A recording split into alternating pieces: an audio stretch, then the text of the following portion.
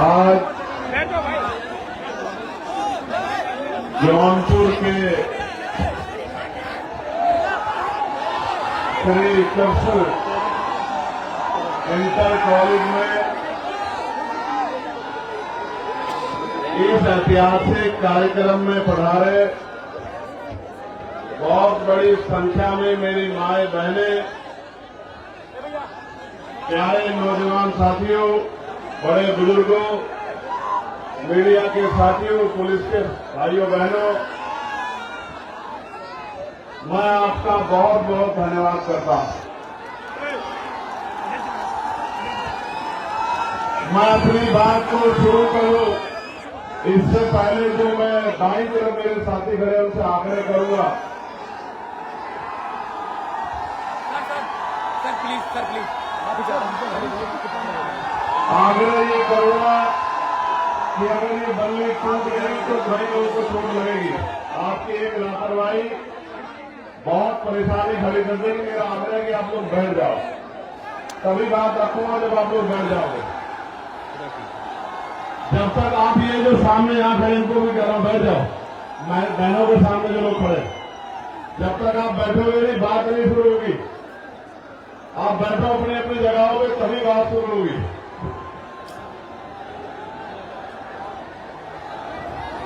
ये जो साथी हैं वो भी बैठो वहां जो सामने, मां बहनों से थोड़े देर पीछे पीछे होकर बैठो कि उनको परेशानी ना हो। प्यारे साथियों, आज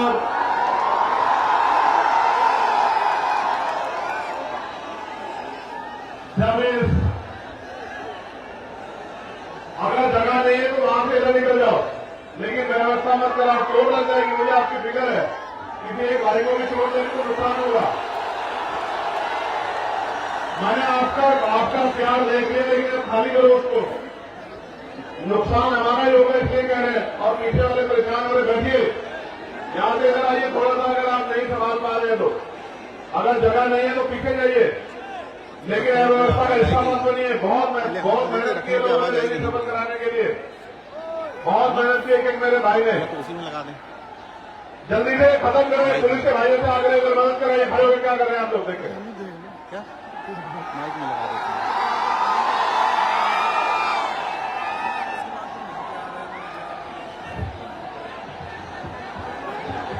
जल्दी से बैठिए, फिर बात रखनी है, बहुत गर्मी है।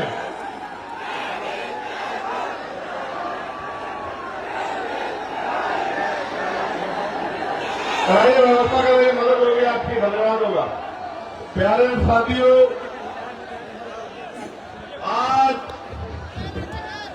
जौनपुर की ऐतिहासिक धरती पर इतने विशाल कार्यक्रम में जब मुझे आपके बीच आने का मौका मिला है, तो मैं अपनी बात को शुरू करते हुए बहुजन समाज में जन्मे सभी संतों, गुरुओं और महान पुरुषों को नमन करता हूं।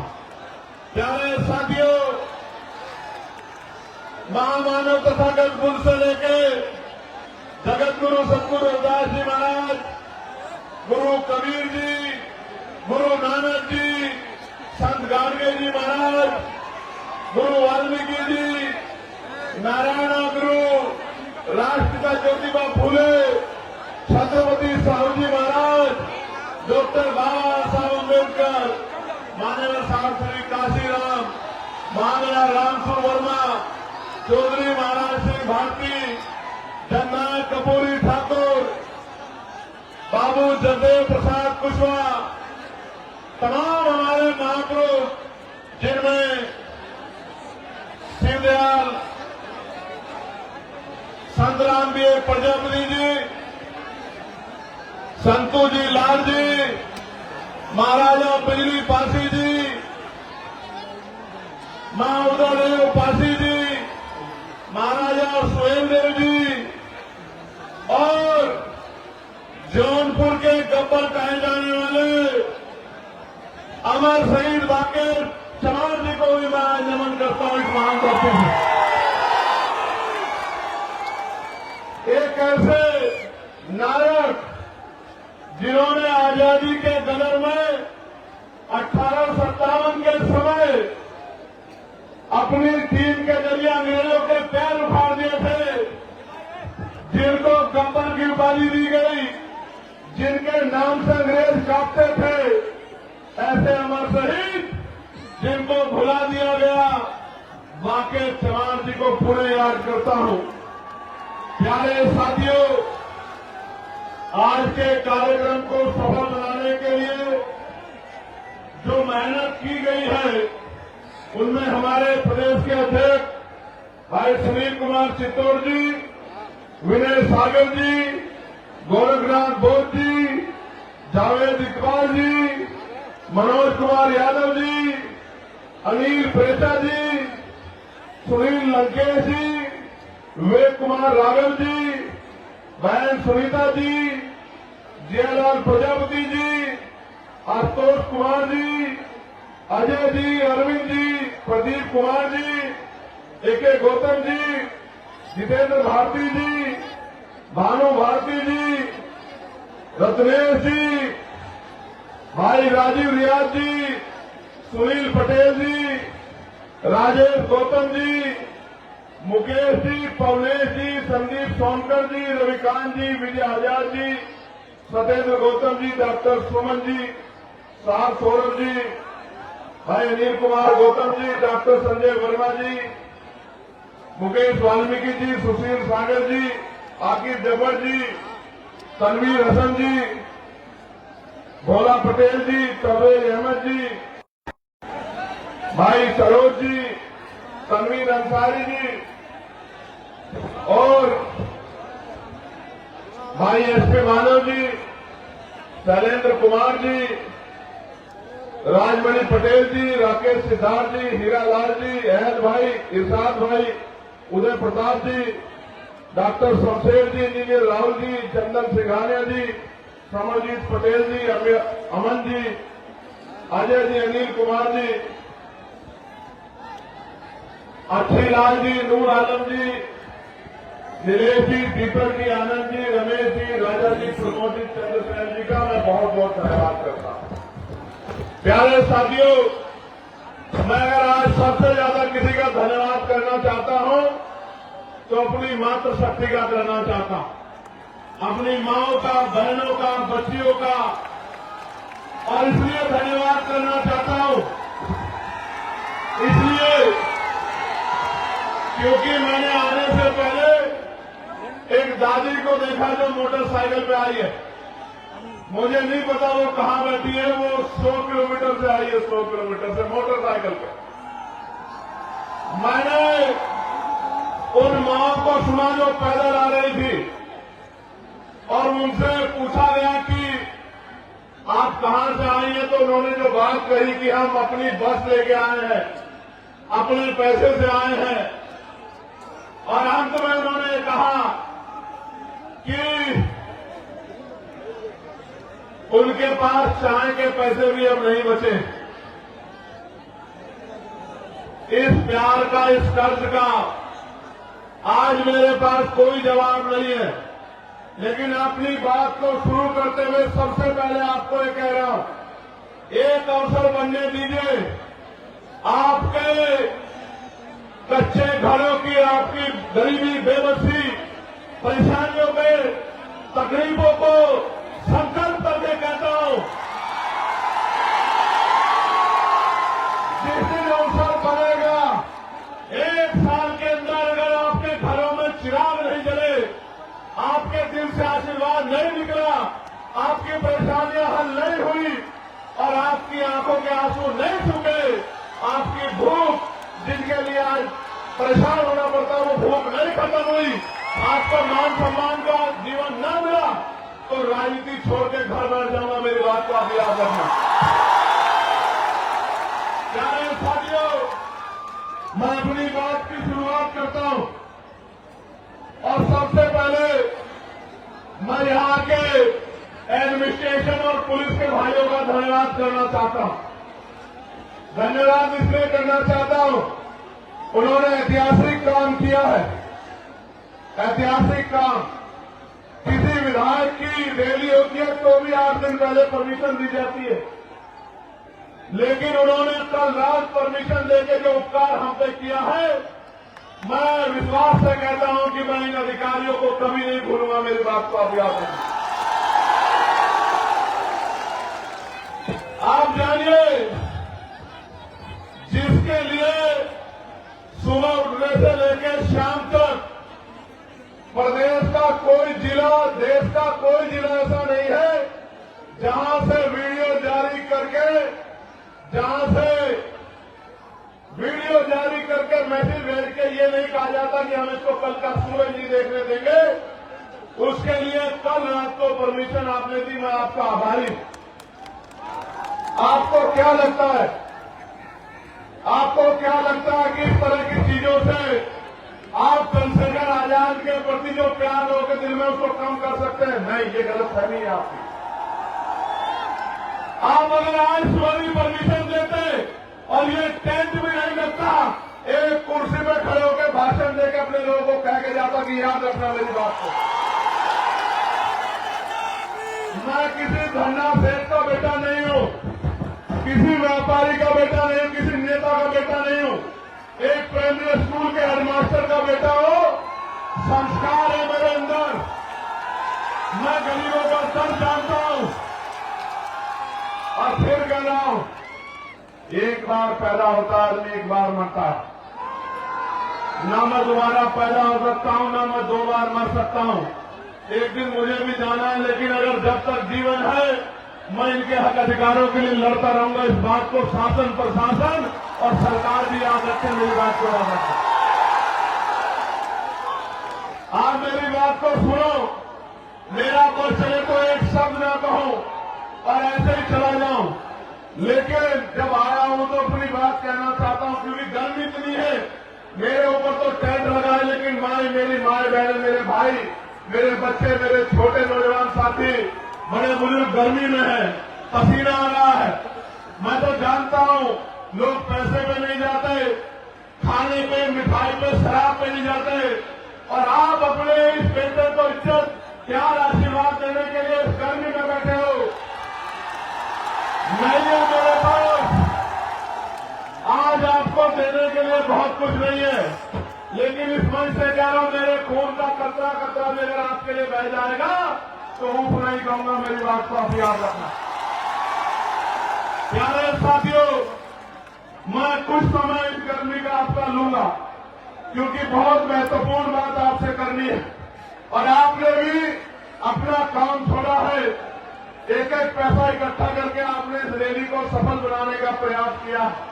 प्यारे साथियों, मैं अपनी बात को शुरू करते हुए सबसे पहले भदोही के लाल धीरज कुमार गुप्त जी को आदरांजलि अर्पित करता हूं। भदोही का जो लाल धीरज कुमार जी थे, जिन्होंने 2023 में अग्निवीर ज्वाइन किया और 18 फरवरी को जम्मू कश्मीर में वो शहीद हो गए। ये शहीद जिस परिवार से होता है, उस परिवार को तकलीफ का एहसास होता है, लेकिन आप ये समझिए, उस शहीद भाई को आज याद करना इसलिए जरूरी है क्योंकि पहले आर्मी की नौकरी पक्की होती थी। केंद्र की सरकार ने अग्निवीर के जरिए 4 साल की नौकरी करके जिस तरह से सेना का मनोबल गिराने का काम किया और नौजवानों में जो राष्ट्रभक्ति की भावना थी उसको कमजोर किया, देश इस निगम सरकार को कभी माफ नहीं करेगा। मेरी बात को आप याद रखना। भाई धीरज जी के पिताजी श्याम सुंदर गुप्ता जी, गुप्त जी, जो उनसे पहले ही इस दुनिया से चले गए, उस परिवार में जो चिराग बुझे हैं, इसलिए उस परिवार को मैं आदरांजलि भेंट करता हूं। प्यारे साथियों, अगले 20, 25, 30, 40 मिनट मैं जब अपनी बात कहूंगा, मैं आशा उम्मीद करूंगा कि आप मेरी बात को सुनेंगे, क्योंकि अगर आप मेरी बात को सुनेंगे नहीं तो फिर आप घर क्या लेके जाएंगे और मेरी बात पे क्या पहरा देंगे, क्या करेंगे, आपको पता ही नहीं लगेगा। चंद उत्साही नौजवान, मैं उनसे आग्रह करूंगा कि वो शांति से खड़े रहें और शोर मचाने की बजाय मेरी बात पे गौर करें। मैं मानता हूं कि मैं बहुत बहुत दिनों में इधर आता हूं तो आपका प्यार बहुत ज्यादा है मुझसे, लेकिन खाली प्यार से काम नहीं चलेगा। खाली प्यार से काम नहीं चलेगा। अगर मान सम्मान चाहिए तो उठ के खड़े होना पड़ेगा, उठ के खड़े होना पड़ेगा। मेरी बात को याद रखना। आपके महापुरुषों के नाम मैंने लिए, उन महापुरुषों का संघर्ष याद करो, उनका बलिदान याद करो, उनका शौर्य याद करो। आप उनके अनुयायी हो, आप चंद्रगुप्त मौर्य जी के अनुयायी हो, सम्राट चंद्रगुप्त मौर्य के। आप सम्राट अशोक के अनुयायी हो, आप भीमा कोरेगांव के उन वीर योद्धाओं के अनुयायी हो, उनके वंशज हो। आप अपनी ताकत को भूल बैठे हो और जिस दिन आप उठकर खड़े हो गए और आपने फैसला ले लिया, मैं लिख के देता हूं कि सामंतवाद की जड़ें उस दिन जो है कमजोर हो जाएंगी, सामंतवाद का झंडा उस दिन धरती में गड़ जाएगा। मेरी बात को याद रखना। प्यारे साथियों, आज मैं यहां बहुत बातें कहने आया था, लेकिन आज मैं यहां चुनावी भाषण पे बात नहीं करूंगा। आज मैं यहां अपने दिल की बात कहूंगा, और वो ये है कि मैं उन नौजवानों की बात कहने के लिए आया हूं जो डिग्रियां लेके सड़कों पे घूम रहे हैं, लेकिन रोजगार नाम की चीज उनके पास नहीं। आज मैं उन माओं की, उन बड़े बुजुर्गों की, मेरे अभिभावकों की बात करूंगा जिन्होंने अपना खून, अपना पसीना, अपना पेट काट काट के अपने बच्चों की पढ़ाई में लगा दिया, और वो बच्चे नौकरी के अभाव में बेमर घूम रहे हैं। वो माँ बाप ये देख रहे हैं कि कब उनके बच्चों को रोजगार मिले। आज मैं उन किसानों की बात करूंगा जो किसान इस जोन में कभी बाढ़ से प्रभावित होते हैं, कभी सूखे से प्रभावित होते हैं, कभी खनन माफियाओं के चोट से प्रभावित होते हैं, कभी सरकार के जुल्म से प्रभावित होते हैं, कभी खाद समय पर नहीं मिलता, कभी डीएपी समय पर नहीं मिलता, कभी यूरिया समय पर नहीं मिलता, कभी उनकी फसल बर्बाद हो जाती है, उनको मुआवजा भी नहीं मिलता। आज मैं उन किसानों की बात यहां करने आया। आज मैं अपनी उन बहन बेटियों की बात करने आया हूं जिनके लिए सरकार कहती है कि हम उनको साइकिल देंगे, हम उनको स्कूटी देंगे, लेकिन ये निकम्मी सरकार हमारी बहन बेटियों की इज्जत की रक्षा भी नहीं कर पा रही है। उनका दर्द कहने के लिए आज मैं यहां आया। प्यारे साथियों, हमारी वर्दी में कोई खोट नहीं है। ये जो पुलिस के मेरे भाई हैं, मैं इनको सल्यूट करता हूं, लेकिन आप नहीं जानते ये मजबूर हैं, क्योंकि पुलिस सरकार के अंदर में होती है। जो सरकार चाहती है वो पुलिस के भाइयों को मजबूरी में करना पड़ता है। अगर अनुशासन में काम करेंगे तो कार्रवाई होगी, न चाहते हुए भी कई बार मजबूरी में ऐसे कदम उठाते हैं। इसका एक उदाहरण मैंने आपको बता दिया कि रात लेट नाइट परमिशन दे रहे हैं, अगले दिन कार्यक्रम है, टेंट कैसे लगेगा, कार्यक्रम कैसे होगा। इससे एहसास होता है कि पुलिस कितनी मजबूर है। मैं आपको विश्वास दिलाता हूं और पुलिस के भाइयों से शुरुआत करूंगा। एक अवसर बनने दो आजाद समाज पार्टी काशीराम को 8 घंटे की ड्यूटी आपकी करके दिखाएंगे। मेरी बात को आप याद, सप्ताह में 1 दिन छुट्टी दिला के रहेंगे, आपको याद रखना। प्यारे साथियों, वेतन मिशन से दूर कराएंगे आपका जो बैकलॉग है भर के, आपको जो 24 घंटे ड्यूटी का प्रेशर बना हुआ ये खत्म करेंगे, और आपको बॉर्डर स्कीम खत्म करके अपने जिले के बराबर के जिले में जाने की आजादी देंगे। मेरी बात को आप याद रखना। आपसे शुरुआत करें। प्यारे साथियों, अभी शिक्षा मित्रों को मैं बधाई देता हूं, लेकिन बधाई अधूरी है, क्योंकि मैं तो शिक्षा मित्रों का वेतन 25,000 से पार चाहता था, लेकिन हमारे अथक प्रयास के बाद सरकार ने लगभग 18,000 रुपए की घोषणा की है। प्यारे साथियों, अभी तो शिक्षा मित्रों की बात आगे बढ़ी है, अभी तो लड़ाई पीआरडी के जवानों की बाकी है, होमगार्ड भाइयों बहनों की बाकी है, भोजन माताओं की बाकी है, आशा आंगनबाड़ी बहनों की बाकी है, पंचायत सहायकों की बाकी है, रोजगार सेवकों की बाकी है। जब तक इनके मानदेय वेतन में वृद्धि नहीं होती और इनको कम से कम 20-20 हजार रुपए का रोजगार नहीं मिलता, तब तक हम लोग रुकने वाले नहीं, सरकार को मजबूर करके छोड़ेंगे। इस सरकार को मजबूर करके छोड़ेंगे कि जिनसे काम लेते हो उनको कम से कम इज्जत का वेतन देने का काम करो। सिर्फ यही लड़ाई खत्म नहीं होगी जब तक ग्रामीण क्षेत्रों में महिलाओं को सम्मानपूर्वक रोजगार नहीं मिलेगा, तब तक ये लड़ाई पूरी नहीं हो सकती। मेरी बात को आप याद रखना। और आज कह रहा हूं 2 किलो राशन नहीं दूंगा, आटा चावल नहीं देंगे हम लोग, 2000 रुपए नहीं देंगे, लेकिन आपके बच्चों को इतनी अच्छी शिक्षा देंगे और आपको रोजगार देंगे कि आप 20,000 रुपए घर पर रहकर कमाओगे। मेरी बात को आप याद रखें। आपके बच्चों को इतनी अच्छी शिक्षा देंगे कि वो अपने पैरों पर खड़ा होकर 50,000 रुपए का रोजगार करेगा और आपसे आंसू पूछने का काम करेगा। मेरी बात को आप याद रखें। प्यारे साथियों, उत्तर प्रदेश के हालात बदल रहे हैं, उत्तर प्रदेश के हालात बदल रहे हैं और एक तरफ तो नीले झंडे वाले बाबा साहब अम्बेडकर के अनुयायी पूरे साउथ के अनुयायी घूम रहे हैं, दूसरी तरफ कुछ बहरूपिये भी घूम रहे हैं। और बहरूपियों को कैसे पहचानना है, बहरूपियों को कैसे पहचानना है, तो उनकी बातों में गौर करना पड़ेगा। एक नेताजी तो विधानसभा में खड़े होकर कहते हैं, हालांकि मैं इस भाषा को नहीं यूज करना चाहता था, लेकिन मुखौटे तो उतारने पड़ेंगे, बिना मुखौटे उतरे का काम नहीं चलेगा। मैं जो मंचासीन हमारे नेता उनको भी बताना चाहता हूं कि आज देश में सिर्फ चमार जाति को आरक्षण नहीं मिलता, पूरे शेड्यूल कास्ट को आरक्षण मिलता है, पूरे बैकवर्ड कास्ट को आरक्षण मिलता है। और तो और कई सारे मैं देश भर में घूमता हूं, क्षेत्रीय आधार पर तो सामान्य जाति के लोगों को भी हिमाचल में, जम्मू कश्मीर में, उत्तराखंड में आरक्षण का लाभ मिलता है।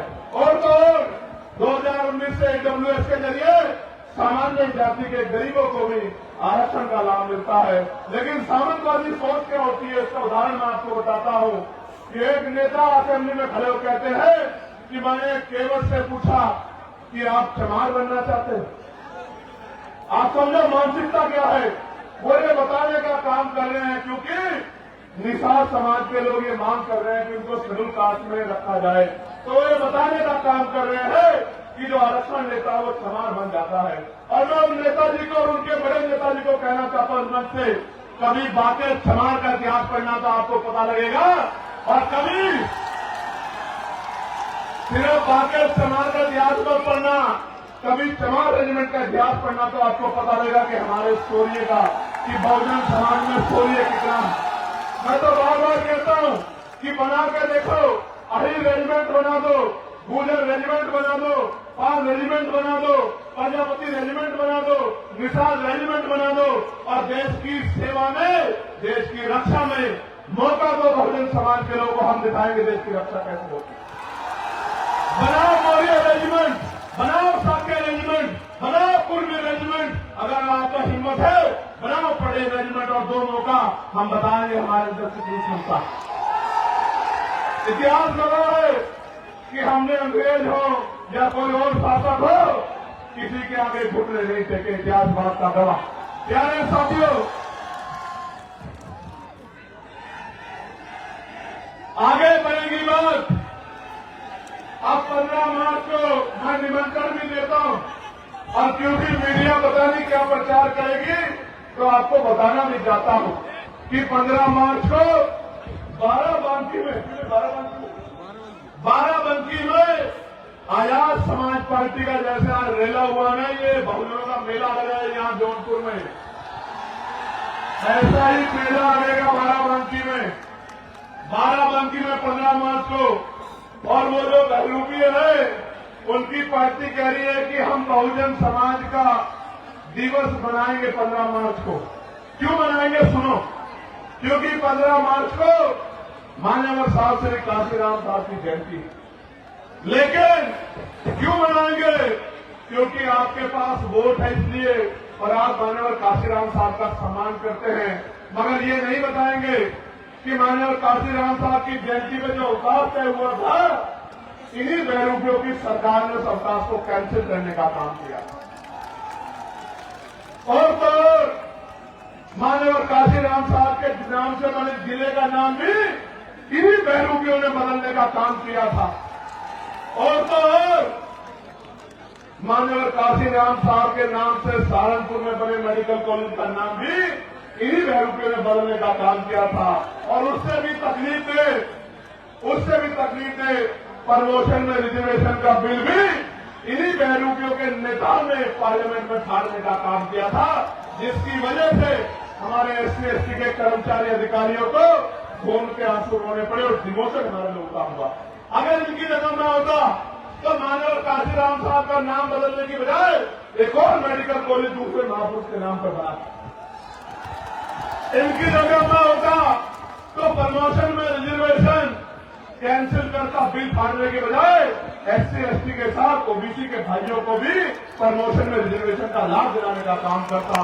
और तो इनका चेहरा कब बेनकाब हुआ और ज्यादा कब हो गया जो बात बहुजन की करते हैं, लेकिन जब UGC का कानून आया, गाइडलाइन आई, तो ये सब लोग विरोधियों के पक्ष में खड़े हो गए। ये बात बहुजन की करते हैं और गुलामी 15% लोगों की करते हैं। ये जो बहरूप के टुकड़े, मैं इनकी बात कर रहा हूं। आगे आएंगे वो नीला पट्टा पहन के आएंगे, बाबा साहब की बैनर पर तस्वीर लगाएंगे, लेकिन जब आपके बच्चों के भविष्य को यूनिवर्सिटियों में कुचला जाएगा, जब उनकी हत्याएं होंगी, संस्थानिक हत्या, जब रोहित वेमुला, पायल तड़वी, देवता मेघवाल को मारा जाएगा, तो इनके मुंह से एक आवाज नहीं निकलेगी। तब ये गुलामों की तरह अपने मालिकों का साथ देंगे, अपने बहुजन गरीब समाज का साथ नहीं देंगे। प्यारे साथियों, आपको भी कमर कसनी है कि अपने बच्चों की हत्या नहीं होने देनी है। और मैं आज इस मंच से कहना चाहता हूं कि UGC की गाइडलाइन तो लागू होकर रहेगी, उनको कोई रोक नहीं सकता है। मेरी बात कर रहा है, क्योंकि मैं कल ये भारतीय जनता पार्टी के वर्तमान सांसद को सुन रहा था और बहुत सही बात कह रहे थे। वो ये कह रहे थे क्योंकि उनको एहसास है कि अगर SC/ST OBC का विरोध करेंगे तो MP MLA भी नहीं बन पाएंगे। ये लोग 15% से कोई MP MLA नहीं बन सकता है।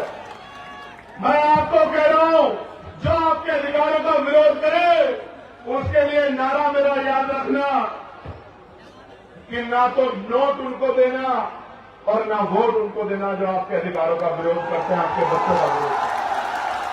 अपना नोट भी उसको देना और अपना वोट भी उसको देना जो आपके लिए सीना तान के खड़ा है, गोली की परवाह नहीं करता, जेल की परवाह नहीं करता, मुकदमे की परवाह नहीं करता, जो आपके आंसुओं पे अपना खून बहाने को तैयार है। आपको भी तैयार होना पड़ेगा उसको शक्ति देने के लिए, वरना फिर बहुत बड़ा नुकसान हो जाएगा। मेरी बात को आप याद रखना। प्यारे साथियों, हमने तय किया है कि हम सबसे बड़ा बदलाव ये करेंगे, जब हम पे अवसर बनेंगे आजाद समाज पार्टी के लोगों पे, तो हम सबसे बड़ा बदलाव ये करेंगे कि हम नई शिक्षा नीति लागू करेंगे। अब वो नई शिक्षा नीति क्या होगी? वो नई शिक्षा नीति ये होगी कि चाहे चीफ सेक्रेटरी हो या मुख्यमंत्री हो, चाहे मंत्री हो या संतरी हो, चाहे सांसद हो या विधायक हो, चाहे चेयरमैन हो या जिला पंचायत का अध्यक्ष हो, गांव के सरपंच और पंचायत के मेंबर से लेके और मुख्यमंत्री तक के बच्चों को और DGP चीफ सेक्रेटरी से लेके पंचायत के सेक्रेटरी के, DM SSP के, CO दरोगा जी के, ADM SDM के, कानून तहसीलदार के, सबके बच्चों को IG DIG कमिश्नर एडिशनल के बच्चों को सरकारी स्कूल में पढ़ाने का काम करेंगे। मेरी बात को अच्छा, आप सोचोगे इससे बदलाव क्या हो जाएगा? मैं आपको बताता हूं इससे बदलाव क्या होगा। इससे बदलाव ये होगा कि जब उनके बच्चों के हितों की बात आएगी तो सरकारी स्कूल की व्यवस्था ऐसी होगी कि वहां 5 स्टार होटल भी आपको कमजोर महसूस होगा, उसके सामने खोखला साबित होगा।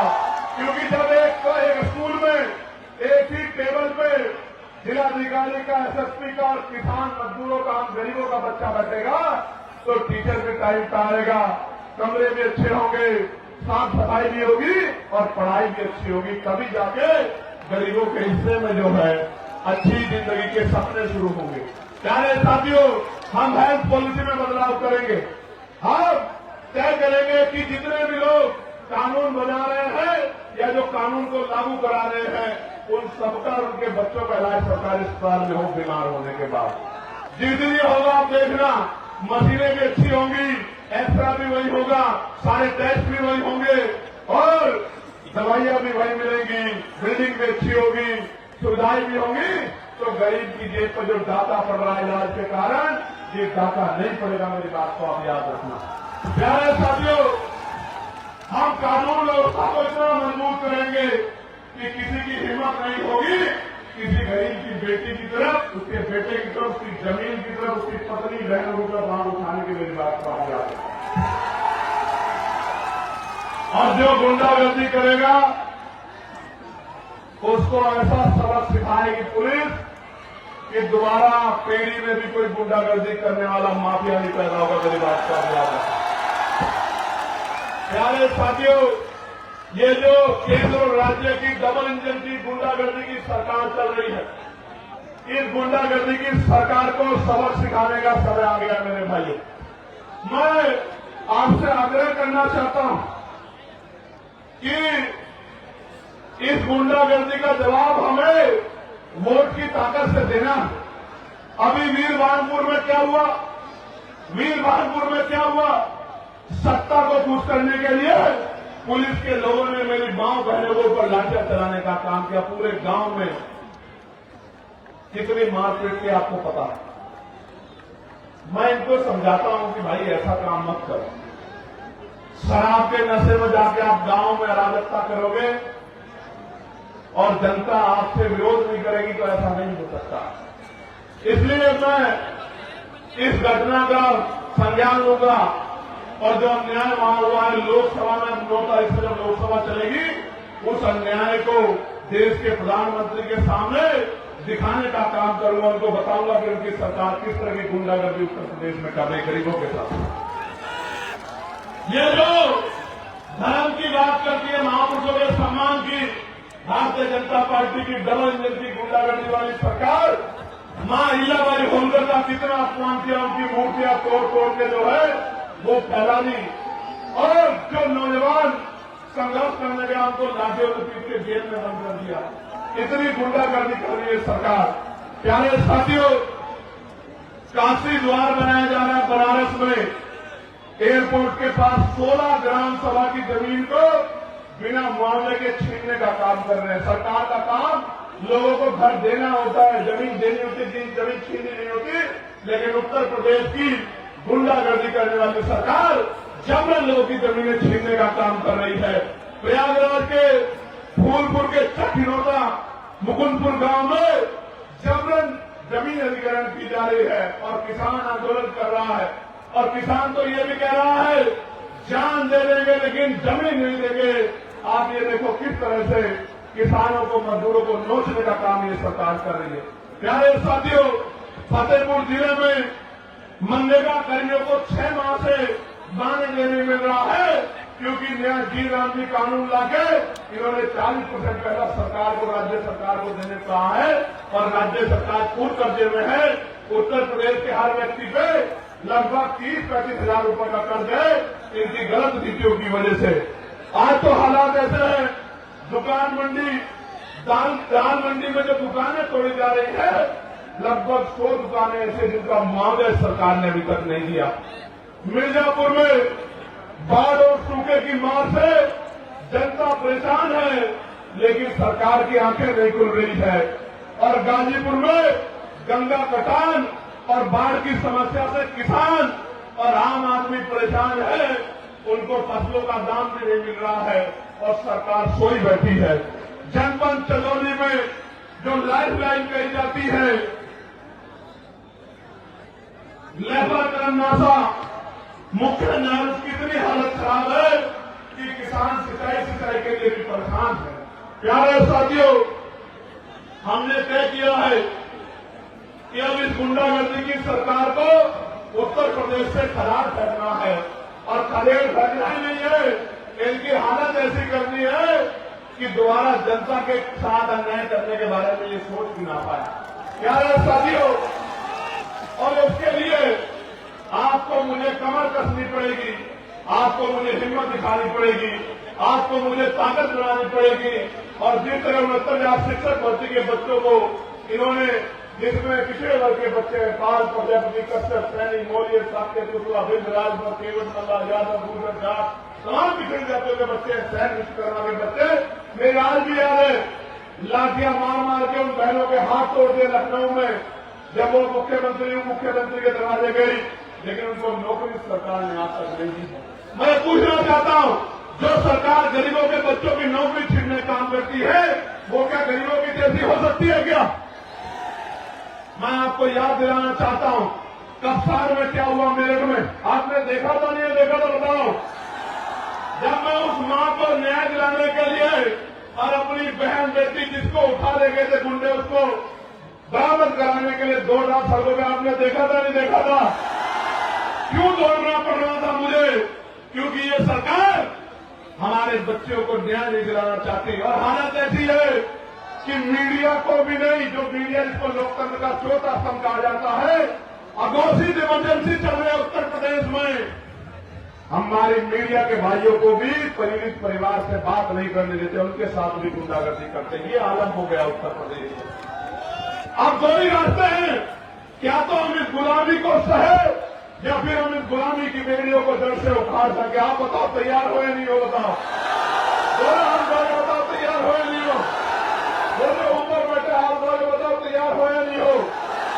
वो जो वहां छत पर चढ़े हुए हमसे पूछना चाहता हूं तैयार हो या नहीं हो? बताओ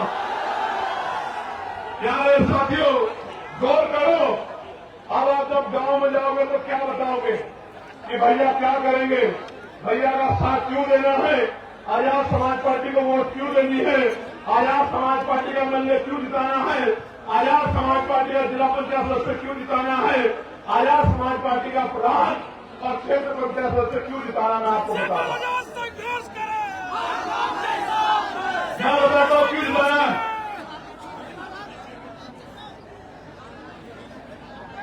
मैं बताता हूं क्यों जिताना। अगर आपको 15% अतिरिक्त आरक्षण चाहिए पिछड़े वर्ग के लोगों को, पिछड़े समाज को, मौर्य जी यहां बैठे, प्रजापति जी यहां बैठे, बिल्कुल साफ कह रहा, जिसकी सरकार होगी, जिस विचार की सरकार होगी, उसी भाव से काम करेगी। इस देश, इस उत्तर प्रदेश में पिछड़े अति पिछड़े समाज की जब 1931 में जनगणना हुई तो 52% था। फिर उसके बाद 600-700 नई जातियां उसमें जोड़ दी गई। आज वो 70% के करीब, 65% के करीब मिल क्या रहा है, 27% आरक्षण। वो भी मध्य प्रदेश में जहां 90% SC/ST OBC है, वहां मिल रहा है 14%, 13% आरक्षण भी नहीं दे रहे हैं। यूजीसी का मामला सुप्रीम कोर्ट में जाता, मैं सम्मान करता हूं सुप्रीम कोर्ट का, लेकिन अगले दिन स्टे हो जाता है। लेकिन आपका मामला कई सालों के बाद में पूछने वाला नहीं है। आज मैं ऐलान करके कह रहा हूं, आप जाके घर घर बताना। और क्योंकि हम लोग महापुरुषों को मानने वाले लोग हैं, हमारा संकल्प भी हमारी शक्ति है। जिस तरह केंद्र की सरकार ने 10% आरक्षण 3 दिन के अंदर सामान्य जाति के गरीब भाइयों को दिया था बिना आंकड़ा दिखाए, 15% आरक्षण पिछड़ी अति पिछड़ी वर्ग के भाइयों को 27% से अलग आजाद समाज पार्टी का नाम दिलाने का काम करेगी। मेरी बात को आप याद, जो अति पिछड़ी जातियां हैं 100 नौकरी आएगी तो 15 नौकरी आपके परिवारों में उस तरह पहुंचेगी जिनमें आपके हिस्से को कोई दूसरा नहीं ले पाएगा। और बाकी आपकी हिम्मत पे है, आप पढ़े लिखे आपके बच्चे जनरल मेरिट या पिछड़े वर्ग में भी जाएंगे तो उसमें भी आपकी नौकरियों का संरक्षण करने का काम हम लोग करेंगे। मेरी बात को आप प्यारे साथियों, जातिगत गणना में ओबीसी का अगर कॉलम जुड़वाना है, ओबीसी की गणना करानी है, ये पता करना है कि ट्रैक्टर किसके पास है, ट्रॉली किसके पास है, बस किसके पास है, 4 पहिया गाड़ी किसके पास है, 2 पहिया गाड़ी किसके पास है, किसके अकाउंट में कितने पैसे, किसके पास कितना बिजनेस है, किसके पास क्या व्यापार है, किसके पास कौन शिक्षित है, किसके पास जमीन अगर जानकारी करनी है तो जनगणना करानी नहीं पड़ेगी और आर्थिक आंकड़े भी उसके जारी करने पड़ेंगे। ये तभी संभव होगा जब आजाद समाज पार्टी काशीराम के मेंबर असेंबली में और पार्लियामेंट में खड़े होंगे, तभी संभव होगा। इसके अलावा कोई रास्ता नहीं।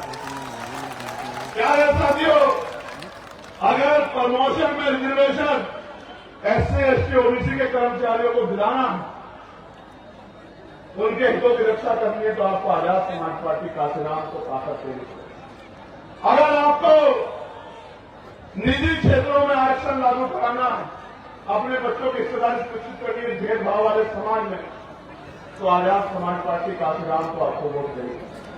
क्योंकि आजाद समाज पार्टी काशीराम का इकलौता सांसद ही वहां UGC के गाइडलाइन के समर्थन में सड़क और संसद में लड़ रहा था, दिल्ली जंतर मंतर में लड़ रहा था। बाकी तो आंख छिपा छिपा के इधर उधर घूम रहे। प्यारे साथियों, जो दुख तकलीफों में आपके नहीं हुए, वो कल सत्ता में के अहंकार में आपके क्या हो जाएंगे, इस बात को आपको समझना पड़ेगा। इसलिए मैं आपसे कह रहा हूं कि आजाद समाज पार्टी को अगर आप कामयाब करेंगे, ताकत देंगे, तो फिर आपकी ताकत मजबूत होती जाएगी। गौर से सुनो मेरे प्यारे साथियों, अब बदलाव की घड़ी आ चुकी है।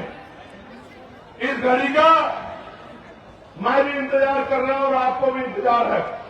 आप जो इतना पैसा खर्च करके, समय खर्च करके इस कड़ाके की गर्मी में यहां डटे हुए हो, तो फिर आज यहां दिल पे ये संकल्प लेके जाओ, अपने दिल में दिमाग में बात मजबूत करके जाओ कि हमारे ऊपर जो जुल्म हुआ है, हमारे ऊपर जो अन्याय हुआ है, हमारे अधिकारों को जो लूटा गया है, हमें एक एक अधिकार छीन के लेना है और छीन के लेने के लिए हमें शक्ति बनानी है। और लोकतंत्र में शक्ति वो वोट में होती है। अपने वोट को मजबूत करना है, अपने बूथ को मजबूत करना है, अपने क्षेत्र को मजबूत करना है। प्यारे साथियों, आज जनता की अदालत लगी है। जनता की अदालत, और जनता की अदालत में फैसला होना है और इसका मौका 2027 में आएगा। बेसब्री से इंतजार है मुझे कि आप अपनी गुलामी की बेड़ियां काटने के लिए किस तरह का प्रयास करोगे, ये बताने के लिए मैं आज आपके पास आया। प्यारे साथियों, मेरी बात पे गौर करो। कब तक बेबसी, लाचारी, गरीबी, बीमारी, परेशानियों की जिंदगी जियोगे? एक समय था कि देश आजाद नहीं था, तमाम तरह के व्यवधान थे, तमाम तरह के जो है आपके ऊपर बंदी से लगाई गई थी। लेकिन बाबा साहब अम्बेडकर ने, मैं इस कहानी को इसलिए कह रहा हूं कि आपको, मेरी नौजवान पीढ़ी को पता लगे कि बाबा साहब अम्बेडकर ने अपने 4-4 बच्चे कुर्बान किए और कैसा समय बिताया। गौर से सुनो, ये जो अगली 10 मिनट है, ये आपके दिल पे ऐसी छाप छोड़ेगी कि आपको पता रहेगा बाबा साहब ने हमारे लिए क्या किया। प्यारे साथियों, इस देश में जिसके पास वोट का अधिकार नहीं है, वो किसी संवैधानिक पद पे नहीं जा सकता है। मेरी बात को आप याद रखना। सिर्फ संवैधानिक पद पे नहीं जा सकता है, उसकी सुनवाई भी कहीं नहीं होगी। इस देश में 1917 से पहले 30% लोग वोट का अधिकार रखते थे। कितने % लोग? जोर से बताओ, जोर से बताओ। 3% लोग। फिर मॉन्टेगो चेमफोर्ड सुधार समिति बनी, उसने कुछ नए प्रावधान जोड़े, अमेंडमेंट किया कि वोट का अधिकार बढ़ना चाहिए, तो फिर नए लोगों को वोट का अधिकार मिला। किनको? जो पढ़े लिखे हैं बहुत, किनको? जो बहुत पैसे वाले हैं, किनको? जो जमींदार हैं, किनको? जो लगान देते हैं, किनको? जो व्यापारी है। और आप गरीब समाज उसमें नहीं था। फिर 15% लोगों को वोट का अधिकार हो गया।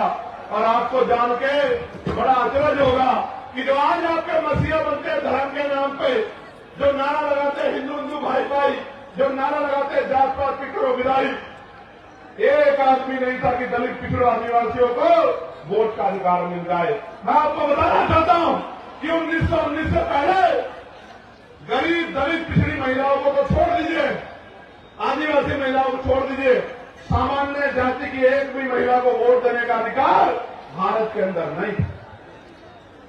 उन 15% वोटर में एक भी दलित पिछड़ा आदिवासी नहीं था।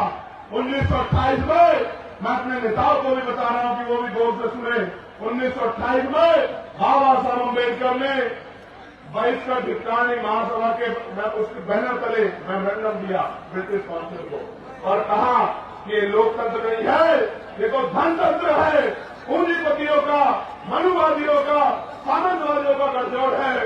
आज भी हमारे लोगों को वोट का अधिकार नहीं है। आपको भारत के हालात का नहीं पता है। जब पूरी बात मेमोरेंडम में कही, उस मेमोरेंडम की जांच करने के लिए साइमन कमीशन भारत आया। जब साइमन कमीशन ने यहाँ की इतिहास हिस्ट्री को देखा, यहाँ के हालात को देखा, यहाँ के लोगों से बात की, तो फिर 3 गवर्नमेंट सम्मेलन हुए। उन 3 गवर्नमेंट सम्मेलन में बाबा साहब अम्बेडकर ने हम लोग का प्रतिनिधित्व किया और बाबा साहब अम्बेडकर को कम्युनल अवार्ड मिला। जब बाबा साहब को कम्युनल अवार्ड मिला तो गांधी जी ने यावदा जेल में आंदोलन कर दिया और फिर 24 सितंबर 1932 में पूना पैक्ट हुआ, हमारे अधिकार छीन लिए गए। बाबा साहब ने तो ये कहा कि मैं फल लेकर आया था अपने गरीब समाज के लिए। इन मनुवादियों ने उस फल को छीन लिया, उसके छिलके मेरे मुंह पे मार दिए, जिसको आरक्षण का ताना दिया जाता। मैं आपको बताना चाहता हूं मेरे भाइयों, यहाँ पोती मेरी माँ, मेरे बच्चों, मेरे नौजवान बहादुर योद्धाओं, मेरे विवाहों को बाबा साहब अम्बेडकर के अथक प्रयासों से भारत पहला ऐसा देश है जिसमें हर व्यक्ति को, बारीक व्यक्ति को वोट का अधिकार मिला, सारी महिलाओं को वोट का अधिकार मिला, सार्वभौमिक मताधिकार लागू हुआ। अमेरिका नहीं कर पाया आजादी के समय, संविधान लागू होने के समय ब्रिटेन नहीं कर पाया, यूरोप नहीं कर पाया, रूस नहीं कर पाया। ये अगर सामाजिक न्याय का चरित्र किसी में था तो आपके महापुरुषों में था, फूले में था, साहू में था, परियार में था, दयानंद यादव में था, बाबू जगदेव प्रसाद कुशवाहा, जननायक कपूर ठाकुर में था और बाबा साहब अम्बेडकर जैसे महान पुरुषों में था, जिसकी बदौलत इस देश में कमजोर वर्गों के लोगों की इज्जत बनी। आज भी आप जाकर देखो, जिस बस्ती में वोट नहीं है, न बिजली है, न पानी है, न सड़क है, न रोजगार है, न साफ सफाई है, जानवरों से पूरा जीवन। बिहार के लोग जाके देखो, मुंगतार आपको पता लग जाएगा, अपने बॉर्डर में जाके देखो, आपको पता लग जाएगा। इसलिए मैं आपको कहना चाहता हूं, मेरी इस बात को सुनना और अपने दिल पे हाथ रख के बताना कि जब 18 मार्च 1956 को बाबा साहब अम्बेडकर आगरा में सभा करते हुए कह रहे थे कि मैं बड़ी मुश्किल से तमाम तरह के अपमान सह के, आरोप सह के, अन्याय जुल्म सह के इस कारवा को वहां से यहां तक लेके आ पाया हूं। अगर आप इसको आगे ले बढ़ा सकते तो इसको पीछे मत जाने देना। मेरे बच्चों रोते हुए कह रहे थे बाबा साहब हमसे, रो रहे थे बाबा साहब, और आपको मुझसे कह रहे थे कि मेरे बच्चों इस कारवा को पीछे मत जाने देना। और बाबा साहब ये कह रहे थे, गौर से सुनो नौजवानों, मेरे जिगर के टुकड़ों, गौर से सुनो। बाबा साहब कह रहे थे कि जब मैं अपने चारों तरफ देखता हूं, एक भी नौजवान ऐसा दिखाई नहीं देता जो इस आंदोलन रूपी तंबू का बंबू बन के इस आंदोलन को आगे बढ़ा। बाबा साहब कह रहे थे जैसे एक बंबू के ऊपर बहुत टेंटों का बोझ होता है, इस तरह से मैं बहुत सारे बोझ को झेल रहा हूं। मैं बूढ़ा हो चला हूं, शांति से मरना चाहता हूं, लेकिन एक भी नौजवान मेरे आंदोलन को आगे बढ़ाने के लिए खड़ा नहीं हो रहा है। और आज मैं गौरवान्वित हूं कि ये लाखों का समंदर और इसमें नौजवानों का ये सर इंकलाब इस बात की गवाही दे रहा है कि हमने बाबा साहब के दर्द को मान लिया, हमने बाबा साहब अम्बेडकर के दर्द को मान लिया है और हमने बाबा साहब के पूरे सपने को पूरा करने का मन में ठान लिया है। अब इस लड़ाई को कोई नहीं रोक सकता, क्योंकि कहा गया है कि संघर्षों के साय में घनघोर जवानी पलती है और ध्यान उधर झुक जाता है, इस घोर जवानी चलती है। प्यारे साथियों, गौर से सुनो, गुलामी किसे कहते हैं? गुलामी ये है कि जब आप हार मान जाओ, गिरना गुलामी नहीं होता, फेल होना गुलामी नहीं होता, लेकिन जब आपके अंदर ये बात बैठ जाए कि आप जीत नहीं सकते, उसको गुलामी कहते हैं। 4 दिन पहले बदायूं में एक नौजवान 3 मुस्लिम बुजुर्गों, 2 मुस्लिम बुजुर्गों एक नौजवान को पीट रहा। वो 3 लोग चाहते हैं तो उसका बंदर बना देते पीट के, लेकिन गुलामी इस बात को कहते हैं कि वो 3 लोग हिम्मत नहीं जुटा पाए और बिना किसी अपराध के पिटते रहे, बेइज्जत होते रहे, इसको गुलामी कहते हैं। आज के हालात उत्तर प्रदेश में किसी को कहीं से पकड़ो, कहीं गोली मारो, कहीं दिखाओ और कोई मुकदमा लगाओ, क्योंकि वो मुसलमान है तो कोई पूछने वाला नहीं, वो यादव है तो कोई पूछने वाला नहीं है, वो कुर्मी है तो काट प्रजापति का सब है तो कोई पूछने वाला नहीं है, वो निसार है तो कोई पूछने वाला नहीं है, फांसी है तो कोई पूछने वाला नहीं, गोली मारो जेल हो। मदरसे पे कब्जा, मस्जिद पे कब्जा, खानका पे कब्जा, कोई पूछने वाला नहीं है। पुलिस की मौजूदगी में फतेहपुर के मकबरे में जाकर तोड़ कर देंगे, कुछ कहने वाला। क्यों? क्योंकि सबको डर लगता है कि कहीं ये भीड़ आपकी जान ना ले ले। और एक बहुत बड़े महापुरुष ने कहा था कि कुछ लोग कभी इस वजह से नहीं लड़े कहीं वो मर ना जाए, जबकि सच ये है कि एक दिन सबको मरना है। जिस दिन मौत आएगी कोई बचा नहीं पाएगा, कोई रोक नहीं पाएगा। इसलिए मैं आपको कहना चाहता हूं और मैं आपसे पूछना चाहता हूं, क्या आप यहां से जाके काम करोगे नहीं करोगे? बताओ मुझे, क्या करना है आपको पता है नहीं पता है? मैं आपको बताता हूं क्या करना। आज जब मैं अपनी बात को कह के यहां से जाऊंगा तो मेरे बाद पैसे वाले लोग आवाज आ रही है, अरे आवाज हाथ खड़ा करना,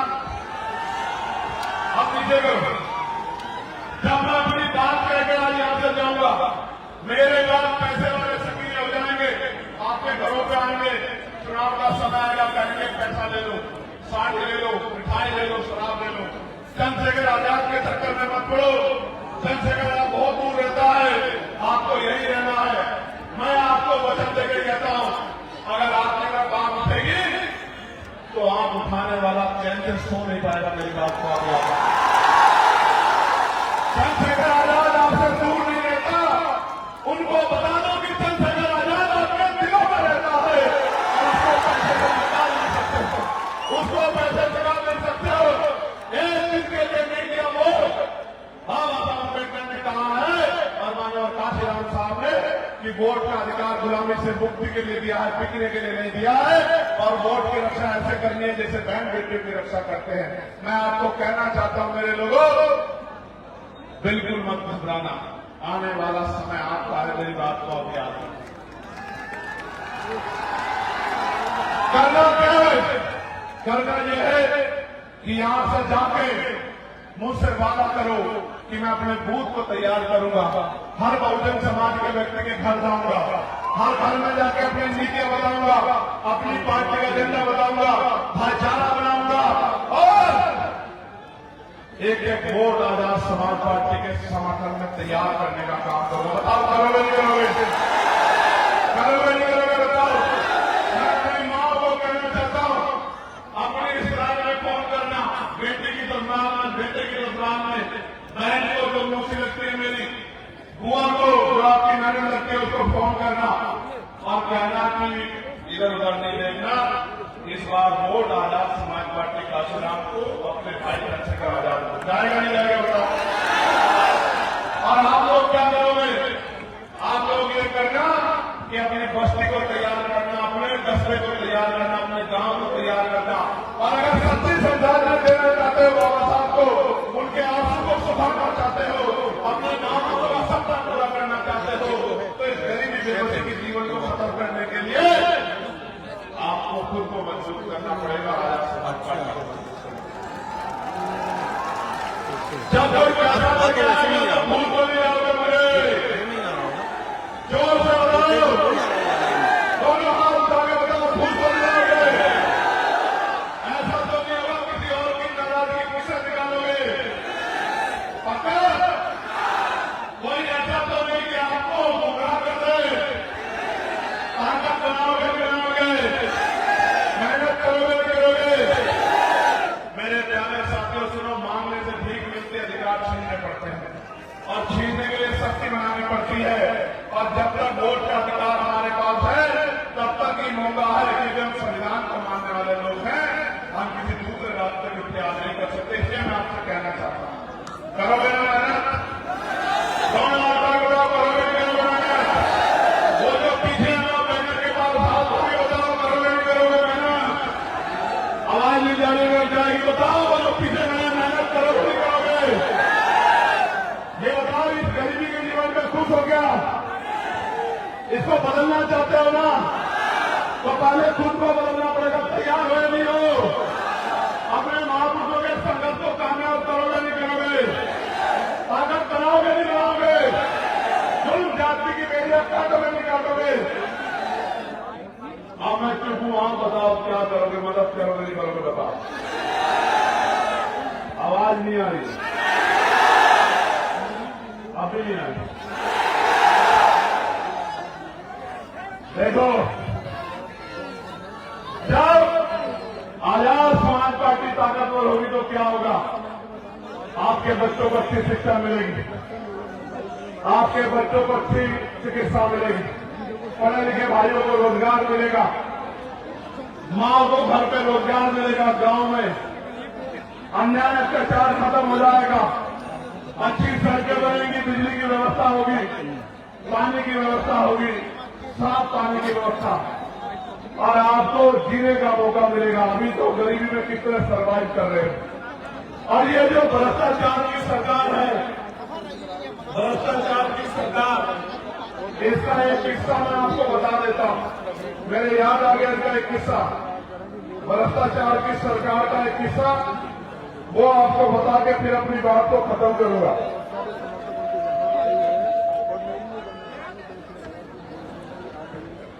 हापुड़ एक जिला है पश्चिमी उत्तर प्रदेश में, वहां 517 गरीब जोड़ों की शादी का कार्यक्रम था। 75 लाख रुपए में टेंडर दिया गया ठेकेदार साहब को, लेकिन जब बाराती आए तो जो टेंट लगा हुआ था वो फटा हुआ था, और जब बाराती खाना खाने गए तो खाना इतना सड़ा हुआ था कि उसको आदमी को छोड़ो जानवर भी ना खाए।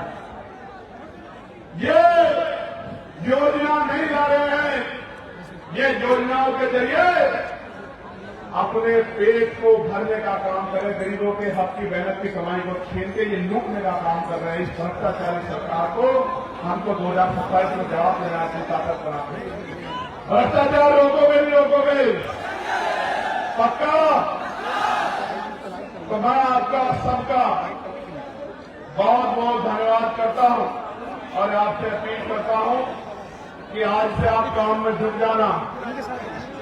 अगर आशा बहनें, आंगनबाड़ी बहनें, भोजन माता, पंचायत सहायक, रोजगार सेवक, पीआरटी के जवान, होमगार्ड भाइयों के लिए अगर उनके वेतन में वृद्धि करानी है, अपने पढ़े लिखे बच्चों के लिए रोजगार चाहिए, अपने क्षेत्रों में विकास कराना है, और ये जो पेपरों में पेपर लीक होते हैं, भर्तियों में घोटाले होते हैं, बंद कराने हैं, निष्पक्ष भर्तियां करानी है, तो फिर कमर का सेना आज से जाकर मेहनत करने का काम करना। करोगे नहीं करोगे?